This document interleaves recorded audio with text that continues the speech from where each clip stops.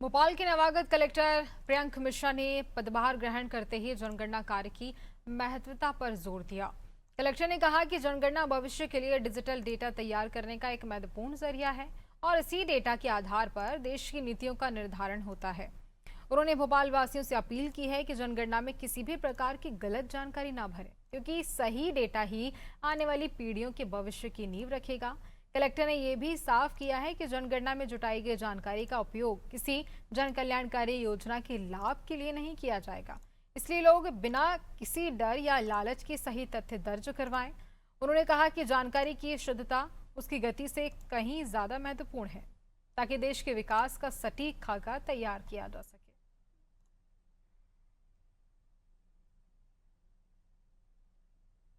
जनगणना एक बहुत ही महत्वपूर्ण कार्य है।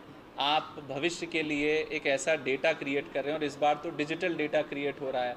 आप लोगों को डेटा की शक्ति बताने की ज़रूरत नहीं है। आज से जो जनगणना का कार्य शुरू हो रहा है, मेरा सबके लिए संदेश है, सभी जिले वासियों के लिए, कि सहयोग करें। आपके पास एन्यूमरेटर्स आएंगे, आपसे प्रश्न पूछेंगे। कई बार ये प्रयास किया जाता है कि हम अपने को बहुत गरीब दिखाएं, कई बार ये प्रयास किया जाता है कि हम अपने को बहुत अमीर दिखाएं, लेकिन आप लोगों को मैं पुनः बताना चाहूँगा, आप जो डेटा जनगणना में देंगे उसका कहीं किसी वेलफेयर स्कीम्स के लिए कोई उपयोग करने जैसी कोई बात नहीं है। वो एक नेमलेस डेटा होता है।